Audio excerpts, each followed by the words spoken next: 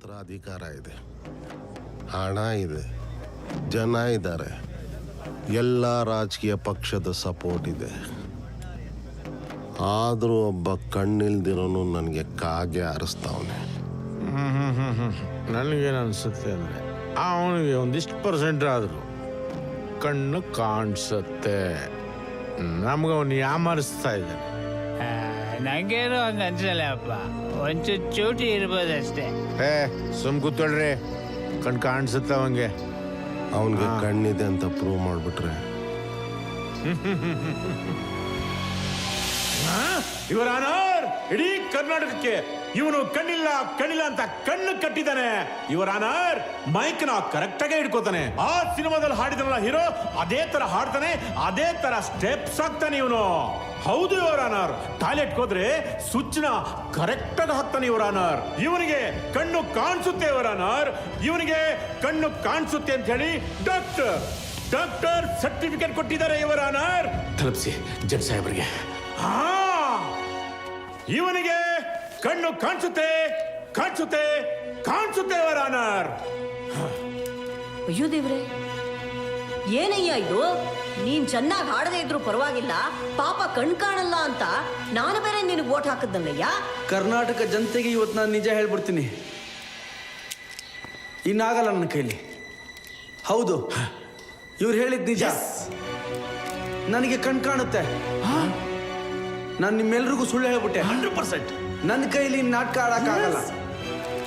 ದಯವಿಟ್ಟು ನನ್ನನ್ನು ಕ್ಷಮಿಸ್ಬಿಡಿ. ನಾನು ಹೇಳಿಲ್ವಾ? ಆದ್ರೆ ಅವತ್ತು ನಡೆದಿದ್ದ ಆಕ್ಸಿಡೆಂಟ್ ಅಲ್ಲ, ಕೊಲೆ. ನಾನು ಕಣ್ಣಾರೆ ನೋಡಿದ್ದೀನಿ, ಅದು ಕೊಲೆ. ಅದು ಕೊಲೆ ಅಲ್ಲ. ಸದಾಶಿವರಾಯರ ಕೊಲೆಯನ್ನ ಮಾಡಿಸಿರೋದು ಕಾರ್ಪೊರೇಟರ್ ಪ್ರವೀಣ್ ಮಹಾಬಲ ಎಂದು ಸಾಬೀತಾಗಿದೆ. ಓ ಮೈ ಗಾಡ್. ನೋಡು, ಅವನಿಗೆ ಕಣ್ಣಿಲ್ದಂಗೆ ಮಾಡ್ಬಿಡೋಣ. ಅವನ ಕಣ್ಣಿಗೆ ಶಾರ್ಪ್ ಆಗಿರೋ ತಗೊಂಡು ಚುಚ್ಚಿ ಹಂಗೆ ಕಣ್ಣಲ್ಲಿ ಅಯ್ಯೋ, ಕ್ರೈಮ್ನ ಕಚಡವಾಗೆಲ್ಲ ಮಾಡಬಾರ್ದು. ಒಂದೇ ಒಂದು ಡ್ರಾಫ್ಟ್ ಸಾಕು, ಫಿನಿಶ್. ನನ್ನದೇ ಲಾಯರ್ಗಿರಿಯಿಂದ ವಜಾ ಮಾಡ್ತಿರಲ್ಲ, ಅವ್ರಿಗೆ ಗೊತ್ತಿಲ್ದಾಗೆ ಅವ್ರ ಹಿಸ್ಟ್ರಿ ಎಲ್ಲ ತಿಳ್ಕೊಂಡು ಅವ್ರಿಗೆ ಮಾಡ್ತೀನಿ ನನ್ನ ಮಗ.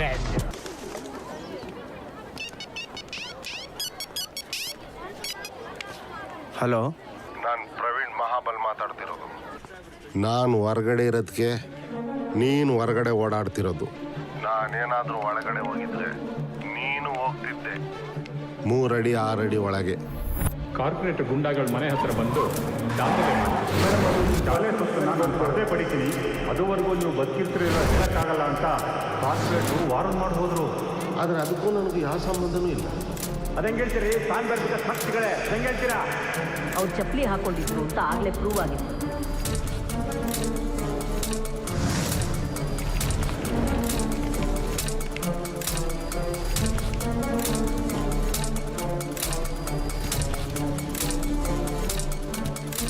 ಜಲಪತಿಯವರೇ, ಮುಂದುವರಿಸ್ರಿ. ಅಯ್ಯಯ್ಯೋ, ಯಾಕೆ ಬಾಲವ್ರೆ, ಯಾಕೆ ಏನಾಯ್ತು? ಯಾಕೋ ಒಂಥರ ಡಲ್ ಆಗಿದ್ದೀರಾ? ಇಷ್ಟು ದಿನ ಕಣ್ಣಿರೋ ಥರ ಯೋಚನೆ ಮಾಡ್ತಿದ್ದೆ, ಈಗ ಸ್ವಲ್ಪ ಕಣ್ಣಿಲ್ದಿರೋ ಥರ ಯೋಚನೆ ಮಾಡ್ತಿದ್ದೀನಿ. ಅದರಿಂದ ಏನಾಯ್ತು? ಕೊಲೆಗಾರ ಯಾರು ಅಂತ ಗೊತ್ತಾಯ್ತು ಸರ್. ಓಹೋ, ಹಾಗಾದ್ರೆ ಕೊಲೆಗಾರ ಯಾರು ನಿಮ್ಮ ಕಿವಿಯ ಪ್ರಕಾರ? ಸದಾಶಿವರಾಯರ ಕೊಲೆ ಯಾರು ಮಾಡಿದ್ರು ಅಂತ ಹೋಗ್ತಾ ಹೇಳ್ತೀನಿ. ಈಗ ಹೇಳಿ ಕೋರ್ಟ್ ಮುಂದೆ. ಆ ಘಟನೆನ ಎಲ್ಲರೂ ಕಣ್ಣಿಲ್ದಿರೋರ ಹಾಗೆ ಅರ್ಥೈಸ್ಕೋಬೇಕು. ಅಂದರೆ ಎಲ್ಲರೂ ಕಣ್ಣಿಗೆ ಬಟ್ಟೆ ಕಟ್ಕೊಂಡು ನಾನು ಹೇಳಿದ್ದನ್ನು ಗಮನ ಕೊಟ್ಟು ಕೇಳಿಸ್ಕೋಬೇಕು. ಸ್ವಾಮಿ, ಮೊದಲೇ ಕೇಸ್ ಮುಗಿಯಂಗೆ ಕಾಣ್ತಿಲ್ಲ, ಅದರಲ್ಲಿ ಬೇರೆ ನವರಂಗಿ ಆಟಗಳು. ಕಣ್ಣು ಮುಚ್ಕೊಳ್ಳಿ. ಕಣ್ಣಿಗೆ ಬಟ್ಟೆ ಕಟ್ಕೊಳ್ಳೋದಕ್ಕೂ ನೀವು ಹೇಳೋದಕ್ಕೂ ಏನ್ರಿ ಸಂಬಂಧ ಬಾಲು? ಸಂಬಂಧ ಇದೆ ಮಹಾಸ್ವಾಮಿ. ನೀವು ದಿನ ಈ ಕೋರ್ಟ್ಗೆ ಬರ್ತಿರ್ತೀರ, ಆದರೆ ಯಾವತ್ತಾದರೂ ಆ ಸುತ್ತೋ ಫ್ಯಾನ್ ಕಡೆ ಗಮನ ಕೊಟ್ಟಿದ್ದೀರಾ? ದಯವಿಟ್ಟು ಒಂದ್ಸಲಿ ಕಣ್ಣು ಮುಚ್ಕೊಂಡು ಆ ಸುತ್ತೋ ಫ್ಯಾನ್ ಮಾಡೋ ಶಬ್ದದ ಕಡೆ ಗಮನ ಕೊಡಿ ಮಹಾಸ್ವಾಮಿ. ಈ ಕೋರ್ಟಲ್ಲಿ ಒಂದು ಗುಬ್ಬಚ್ಚಿ ಗೂಡಿದೆ, ಅದು ಎಲ್ಲಿದೆ ಅಂತ ನನಗೆ ಗೊತ್ತು. ಮಹಾಸ್ವಾಮಿಗಳೇ, ಕಣ್ಮುಚ್ಕೊಂಡು ನೀವೆಲ್ಲ ಕೇಳಿದ್ರೆ ನಿಮಗೂ ಗೊತ್ತಾಗುತ್ತೆ.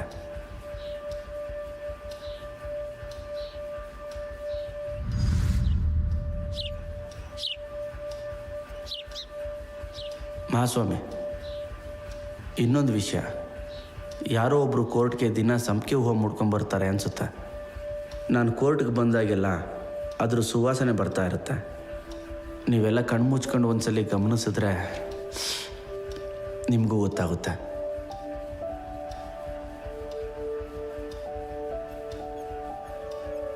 ಮಹಾಸ್ವಾಮಿಗಳು ಈಗ ಗೊತ್ತಾಗಿರಬೇಕು ಯಾಕೆ ನಾನು ಎಲ್ರಿಗೂ ಕಣ್ಗೆ ಬಟ್ಟೆ ಕಟ್ಕೊಂಡು ಕಣ್ಣು ಮುಚ್ಕೊಂಡು ನಂತರ ಗಮನಿಸಿ ಅಂತ ಹೇಳಿದೆ ಅಂತ.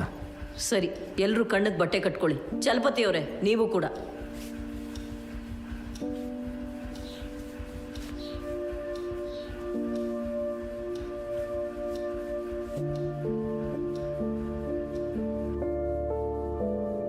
ಅವತ್ತು ಆ ರಸ್ತೆಯಲ್ಲಿ ನನಗೆ ಎಷ್ಟೊಂದು ಶಬ್ದಗಳು ಕೇಳಿಸ್ತಾ ಇತ್ತು.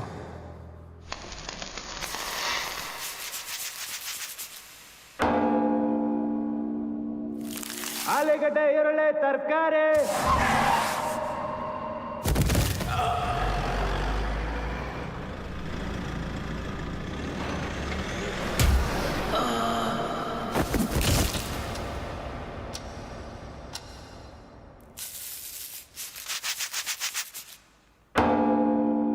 ಆಲೂಗಡ್ಡೆ, ಈರುಳ್ಳಿ, ತರಕಾರಿ.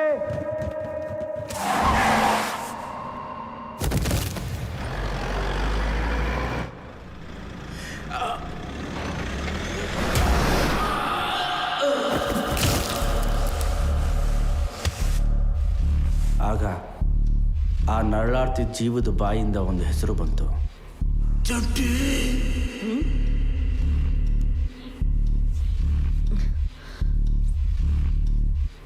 ವಾಟ್? ಚಂಟಿನಾ? ಹಾಗಾದ್ರೆ ನಿನ್ ಪ್ರಕಾರ ಕಾರ್ಪೊರೇಟರ್ ಕೊಲೆ ಮಾಡಿಲ್ಲ? ಇಲ್ಲ ಸರ್, ಮಾಡಿಲ್ಲ. ಅಲ್ಲ ಸರ್, ನನಗೊಂದು ಡೌಟು. ಅವ್ರನ್ನ ಸಾಯಿಸೋದ್ರಿಂದ ನಿಮ್ಗೇನು ಪ್ರಯೋಜನ ಇಲ್ಲ, ಮತ್ತೆ ಯಾಕೆ ಸಾಯಿಸಿದ್ರಿ? ಲೇ ನಮ್ಮ ತಾಯಡ ನನ್ಗೆ ಆ ಉದ್ದೇಶ ಇರ್ಲಿಲ್ವೋ. ಒಂದಿನ ನನ್ಗೊಂದು ಫೋನ್ ಬಂತು ಕಣೋ. ಸದಾಶಿವರಾಯರ್ನ ಸಾಯಿಸೋದ್ರಿಂದ ಏನು ಪ್ರಯೋಜನ ಇಲ್ಲ. ಅವ್ರಿಗೆ ಆಕ್ಸಿಡೆಂಟ್ ಮಾಡಿಸಿ ಅವ್ರ ಮಗಕ್ಕೂ ಹೀಗೆ ಮಾಡ್ತೀನಿ ಅಂತ ಹೆದರ್ಸಿ ಸೈನ್ ಹಾಕ್ಸ್ಕೋಬೋದು. ಅವ್ರನ್ನ ಎಲ್ಲಿ, ಯಾವಾಗ, ಹೇಗೆ ಆಕ್ಸಿಡೆಂಟ್ ಮಾಡಿಸ್ಬೇಕು ಅನ್ನೋ ಪ್ಲಾನ್ನ ನಾನು ಕೊಡ್ತೀನಿ. ಅದನ್ನ ನೀನು ಎಕ್ಸಿಕ್ಯೂಟ್ ಮಾಡು. ಅದೇ ರೀತಿ ನಾನು ಮಾಡಕ್ ಹೋದೆ, ಆದ್ರೆ ನಮ್ಮ ಹುಡುಗರು ಎಲ್ಲ ಹಾಳು ಮಾಡ್ಬಿಟ್ರು. ನೀವು ಗಮನಿಸಿರ್ತೀರಾ, ತರಕಾರಿ ಮಾರೋ ಸ್ಟೇಟ್ಮೆಂಟಲ್ಲಿ ಅಲ್ಲಿದ್ದು ನಾನು, ಬಲೂನ್ ಮಾರೋರು, ಆಟೋರಂಗ, ಮಾದಪ್ಪ ಮತ್ತೆ ಒಬ್ಬ ಕಣ್ಣಿಲ್ದವ್ರನ್ ಕೂಡ ಇದ್ದ. ಆದರೆ ಆ ಬಲೂನ್ ಮಾರೋರು ಯಾರು, ಏನು, ಎಲ್ಲಿಂದ ಬಂದ ಅಂತ ಪೊಲೀಸವರು ಸ್ಟೇಟ್ಮೆಂಟೇ ತೊಗೊಂಡಿಲ್ಲ ಮಹಾಸ್ವಾಮಿಗಳೇ.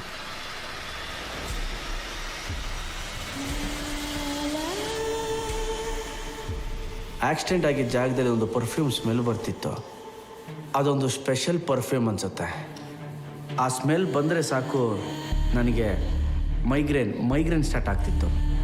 ಹೇ ಬಾಲು, ಹಾಯ್. ಮೇಡಮ್, ಅದು ನಿಮ್ಮ ಪರ್ಫ್ಯೂಮ್ ಸ್ಮೆಲ್ ಬಂತು. ಏನು ಮೇಡಮ್, ನನ್ನ ನೋಡಕ್ಕೆ ಬಂದ್ರಾ?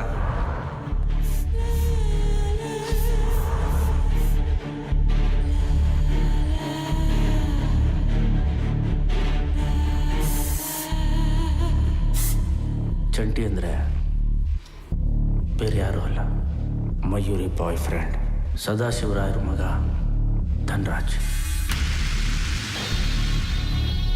ಅವತ್ತು ಇದೇ ಪರ್ಫ್ಯೂಮು ನೀವು ನನಗೆ ಹಾಕಿದ್ದು ಅನ್ಸುತ್ತೆ.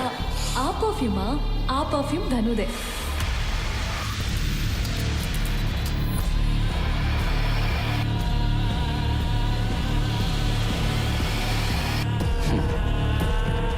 ಮಗನ ಪ್ರೀತಿಯಿಂದ ಅವರೊಬ್ಬರು ಮಾತ್ರ ಚಂಟಿ ಅಂತ ಕರಿತಾ ಇದ್ರು. ನಿನ್ನೆ ಕೋರ್ಟ್ ಮೀಟಿಂಗಿಗೆ ಯಾಕೆ ಬಂದಿಲ್ಲ ಚಂಟಿ? ಅಂಕಲ್, ದಯವಿಟ್ಟು ಚಂಟಿ ಅಂತ ಕರಿಬೇಡಿ. ಆ ಹೆಸರು ಕೇಳಿದ ತಕ್ಷಣ ನಮ್ಮ ತಂದೆನೇ ಬಂದ್ರೇನೋ ಅನ್ಸುತ್ತೆ. ಇವತ್ತು ಶೂಟಲ್ಲಿ ಏನಾಯ್ತು ಗೊತ್ತಾ?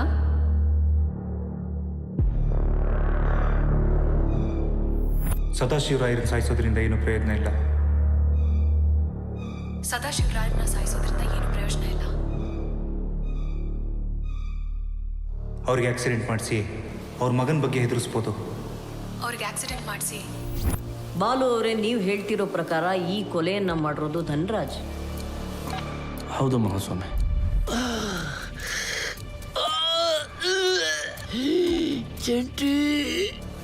ಪೋಸ್ಟ್ ಮಾರ್ಟಮ್ ಕೂಡ ಧನ್ರಾಜ್ ಅವನ ಹಾಸ್ಪಿಟ್ಲಲ್ಲೇ ಮಾಡಿಸಿದ್ದಾನೆ. ನೀವು ಹೇಳ್ತಾ ಇರೋದು ಬರೀ ಘಟನಾವಳಿಗಳಷ್ಟೇ. ಕೊಲೆಗೆ ಸಾಕ್ಷ್ಯಾಧಾರಗಳೆಲ್ಲಿದೆ? ನಾನು ಧನ್ರಾಜ್ ಅವ್ರ ಮನೆ ಕೆಲಸದವನ್ನ ವಿಚಾರಿಸಿದಾಗ ಸದಾಶಿವರಾಯರು ಡಾಕ್ಯುಮೆಂಟ್ ಮೇಲೆ ಸೈನ್ ಹಾಕಿದ್ರೆ ಮಾತ್ರ ಕಾರ್ಪೊರೇಟರ್ಗೆ ಲಾಭ, ಅವ್ರು ಸಾಯೋದ್ರಿಂದ ಇವನಿಗೇನು ಲಾಭ ಆಗ್ತಿರ್ಲಿಲ್ಲ. ಸದಾಶಿವರಾಯರು ಸತ್ರೆ ನೇರ ಲಾಭ ಆಗ್ತಿತ್ತು ಅವ್ರ ಮಗ ಧನ್ರಾಜ್ಗೆ. ಅಪ್ಪ, ನಮ್ಮ ಸ್ಕೂಲು ಹಾರ್ಟ್ ಆಫ್ ದಿ ಸಿಟಿಲಿದೆ, ಅಲ್ಲಿ ಮಾಲ್ ಕಟ್ಬಿಡೋಣ. ಇದಕ್ಕಿಂತ 10 ಪಟ್ಟು ಜಾಗನ ನಾನು ಊರಾಚೆ ಕೊಡಿಸ್ತೀನಿ.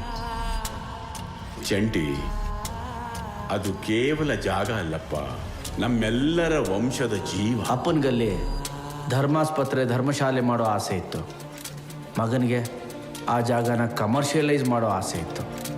ಒಂದೇ ಬಾಣದಲ್ಲಿ 3 ಹಕ್ಕಿ ಹೊಡೆಯೋ ಪ್ಲ್ಯಾನು. ಒಂದು ತಂದೆಯಿಂದ ಬಿಡುಗಡೆ, ಇನ್ನೊಂದು ಆಸ್ತಿ ಎಲ್ಲ ತನ್ನ ಹೆಸರಿಗೆ, ಮೂರನೇದು ಆಸ್ತಿ ಮೇಲೆ ಕಣ್ಣು ಹಾಕಿದ ಕಾರ್ಪೊರೇಟ್ರು ಜೈಲೊಳಗೆ ಹೋಗೋದು. ಆದರೆ ಆ ಕಾರ್ಪೊರೇಟ್ರಿಗೆ ಶಿಕ್ಷೆ ಆಗಲೇಬೇಕು.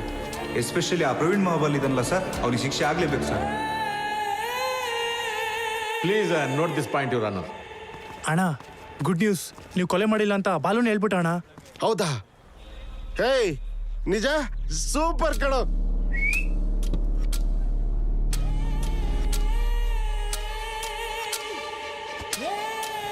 ಕೊಲೆ ಮಾಡೋದಕ್ಕೆ ಮೋಟಿವ್ ಇದೆ, ಅನುಮಾನನ ಕ್ಲಿಯರ್ ಮಾಡೋದಕ್ಕೆ ಸಾಕ್ಷಿಗಳಿವೆ.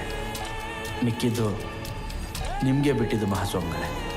ಸದಾಶಿವರಾಯರ ಕೊಲೆ ಪ್ರಕರಣದಲ್ಲಿ ಪ್ರಮುಖ ಆರೋಪಿ ಪ್ರವೀಣ್ ಜೊತೆಗೆ ಧನ್ರಾಜ್ ಅವರನ್ನು ಆರೋಪಿಗಳ ಪಟ್ಟಿಯಲ್ಲಿ ಸೇರಿಸಲು ಈ ಕೋರ್ಟ್ ಇಚ್ಛಿಸುತ್ತದೆ. ಈ ಕೂಡಲೇ ಧನ್ರಾಜ್ ಅವರನ್ನು ಕಸ್ಟಡಿಗೆ ತೆಗೆದುಕೋಬೇಕೆಂದು ಪೊಲೀಸರಿಗೆ ಆದೇಶ ಮಾಡುತ್ತದೆ.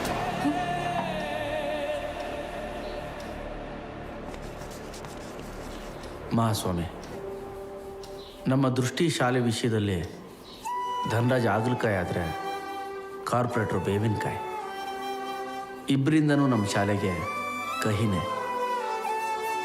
ಈ ಕೊಲೆ ವಿಚಾರದಲ್ಲಿ ಧನ್ರಾಜ್ಗೆ ಯಾವ ಶಿಕ್ಷೆ ಸಿಗುತ್ತೋ ಕಾರ್ಪೊರೇಟ್ರಿಗೂ ಅದೇ ಶಿಕ್ಷೆನ ಕೊಡಬೇಕು ಅಂತ ನನ್ನ ವಿನಂತಿ ಮಹಾಸ್ವಾಮಿಗಳೇ. IPC ಸೆಕ್ಷನ್ 307 ಅಡಿ ಅಟೆಂಪ್ಟ್ ಟು ಮರ್ಡರ್ ಪ್ರಕರಣದಲ್ಲಿ ಕಾರ್ಪೊರೇಟರ್ ಅವರನ್ನು ಸಹ ಕಸ್ಟಡಿಗೆ ತೆಗೆದುಕೋಬೇಕೆಂದು ಪೊಲೀಸರಿಗೆ ಈ ನ್ಯಾಯಾಲಯ ಆದೇಶ ನೀಡುತ್ತದೆ.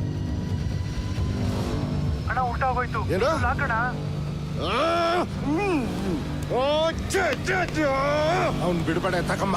ಜತೆಗೆ ದೃಷ್ಟಿ ಶಾಲೆಯ ಜಾಗಕ್ಕೆ ಮುಂದೆಂದೂ ವಿವಾದ ಹುಟ್ಟದಂತೆ ರಾಜ್ಯ ಸರ್ಕಾರ ಈ ಶಾಲೆಗೆ ಅನುದಾನವನ್ನು ನೀಡಬೇಕೆಂದು ಈ ಕೋರ್ಟ್ ಆದೇಶಿಸುತ್ತದೆ.